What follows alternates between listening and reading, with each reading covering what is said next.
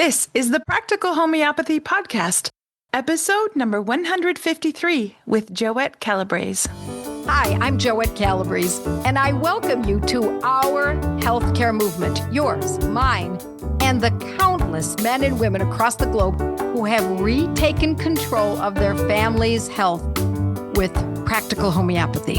So, for the next few minutes, let's link our arms as I demystify homeopathy, what was once considered an esoteric paradigm, into an understandable, reproducible, safe, and effective healthcare solution available to all. This is the medicine you've been searching for, my unique brand of homeopathy, practical homeopathy.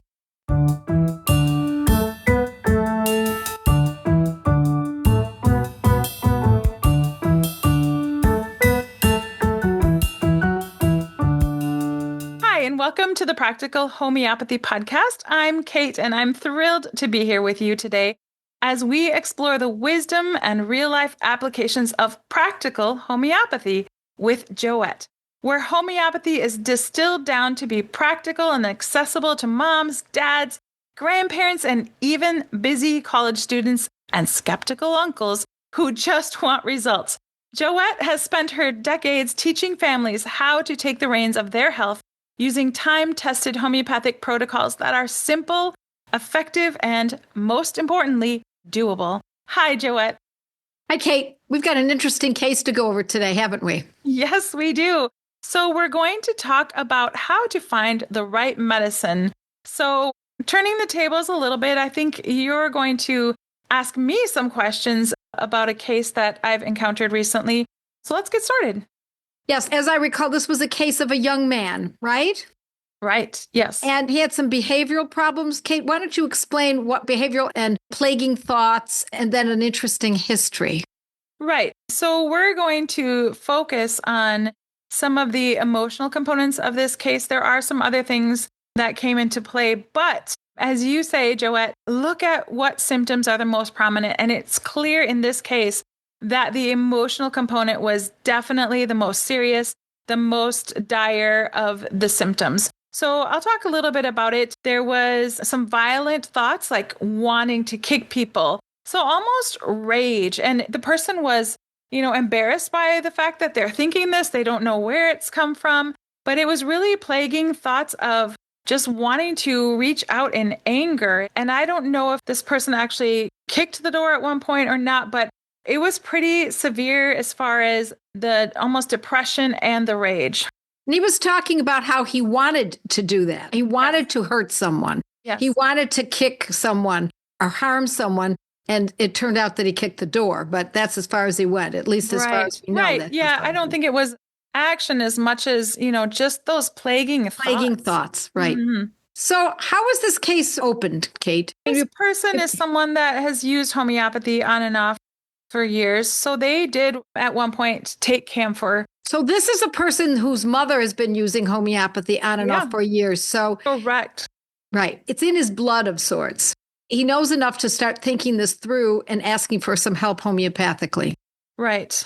And when the mother started thinking about it, she realized that at one point her son had a head injury. And so that played into it. But even though it was a pretty prominent head injury where there was actually some broken bones in the back. And so do we know how long ago that injury occurred before the case was taken regarding these thoughts? I think it was about a year or so. Okay. My guess is if the mom knew, I'm just going to take a guess on this and correct me if I'm wrong, she knows enough homeopathy, she probably treated the head injury at the time. Correct. Perhaps with Arnica at first and then natrum sulfuricum next and that kind of thing, right? Correct. Yes. So just if people are wondering, Arnica is so good for so many things, but head injuries is one of them. Is that what you normally go to first? Yes, it's the first thing we think of for hematomas and the shock of it.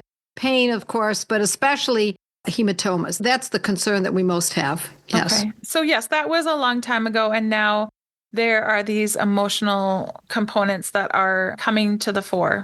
So when the mom was taking the case, essentially she was taking the case and she was relaying to you that she looked at violent tendency. Now, we don't know whether or not he was actually violent, but for the kicking of the door, right? But he talked about how he wanted to punch someone or kick someone or do harm to someone. Right? Yes. Right. And so she looked up in the repertory under mind, emotions, and violent. And I know you talk about how the remedy stramonium is pretty prominent when there are violent behaviors. It certainly fits. It fits that for sure. But now let's look at what stramonium also represents. It represents a shock to the system. Buster, when he got that injection from the vet, went into a stramonium state. I've talked about this before. I've written about it. Actually, it was a Monday Night Live that I talked about it. That injection was a shock to the system, and that's the way I saw it. Shortly after that, within weeks or so, he became a very violent dog. He'd never been violent. He was really passive and sweet, but he became aggressive towards me, wouldn't let me in the bedroom, wouldn't let me near my husband, snarled at me, showed me his teeth, and actually snapped at me several times. My husband had to grab him by the scruff of the neck a number of times. And so I knew that the cause of that was likely the neurological shock to the system. I use both medicines specifically for that injury to the system, as well as how he was behaving. I gave him stramonium. Turned him right around, as I recall. Immediately. Within a day or two. It was really fast. And then it came back again a couple weeks or month or something later, but not as severe. He didn't snap this time. He showed his teeth, and he wouldn't let me near my husband or let me in the bedroom. My husband had to grab him again, and then I knew it was time to give him the stramonium again. So it was a neurological shock to the system. And we could say the same perhaps for this young man, that there was a neurological shock. And that can happen after an accident, after an injury, especially a head injury. Something that is extreme to the body can often show up later in this kind of behavior: anger, desire to do harm, violent thoughts, etc. So stramonium fits both the fact that this behavior is presenting, but it also fits because of the etiology, the potential cause of the condition in the first place, which indeed could have been the head injury. Yes. And so interestingly enough, the mother reports that the stramonium acted, and it acted so quickly and so beautifully that within one dose, this boy stopped having the thoughts of rage, and he calmed right down and was doing really well. Now, when he stopped taking it, and I believe he was taking it, at first it was twice a day, and then gradually going to every other day. But when he didn't remember to take it, those things crept back in, right? And so when he took it again, they went right away. It's so incredible. I mean, every time we talk, Joette, we talk about these medicines and how amazing they are. God's medicine, there's no doubt about it, no side effects, etc. It was probably 200? Yes, in a 200C. So, stramonium 200C, and so used it a couple times a day for probably a week or so. I would say, yes. They tried to go to the stramonium every other day, but it didn't seem like enough. So they went back to the twice a day, and I didn't follow the case, so I don't know what they're doing now. But I know that this boy is doing really well. And whenever he starts to get those thoughts again, he just takes the stramonium, or if he's taking it regularly, then those thoughts don't even creep in. So the upshot of this is that you use it until it's no longer needed, and then you test it out. We're not using it for years. We're using it for days. And then when it's clear that the condition is much improved, then we back off. When we see that it's not time to back off because the symptoms return, then it's time to return to the original schedule, or a schedule that's perhaps not as tight as twice a day. Maybe they just use it once a day, see how it goes. So we're always looking for that tipping point to find a place where it's just right. And it could be taken for a long, could be taken weeks, perhaps even a month. Again, we test, we check, we see how it's going without it again. And after a while, the person will no longer need the medicine. And that's how we know that the medicine has done its job. Now, just like Buster, it happened months later that he started to behave like this again. It's almost as though the body said, I'm ready for another couple doses of this. We used the medicine. We loaded up front twice a day for several days. It became much better. I backed off, and we halted the use of it because it appeared to be completely resolved. Then months later, it started up again. I started right where we left off, twice a day, every day for another week or so. And I don't remember exactly how long it was because, my friends, it doesn't matter. People ask me, so for how long? Well, that is dependent upon what you're observing. So once I saw again that he was much better, we're talking about Buster now, that it's time to back off the medicine again. And if we see that it reared its ugly head one more time, I would have started again. As I recall, it's been years now, I don't think I needed it a third time. But if I had needed it a third time, or he needed it a third time, I would have done it again. And each time I would have expected just what happened, a little bit less the next time. The symptoms are not as intense, they're not lasting as long, and there's a larger space between each of the episodes of the behavior. So that's what apparently happened with this young man, right? So I'm wondering, Joette, if there's a case that you had and the symptoms were leading you towards the use of stramonium, do you think about the severity? And if it's more severe, maybe you would use it twice a day in the beginning, or would you start with every other day? Or how often do you like to use stramonium? Well, it can be used every other day if it's a rather milder version. But usually when we're using a remedy like stramonium, it's pretty intense because they're already in depression. That's intense. And they're experiencing violent thoughts.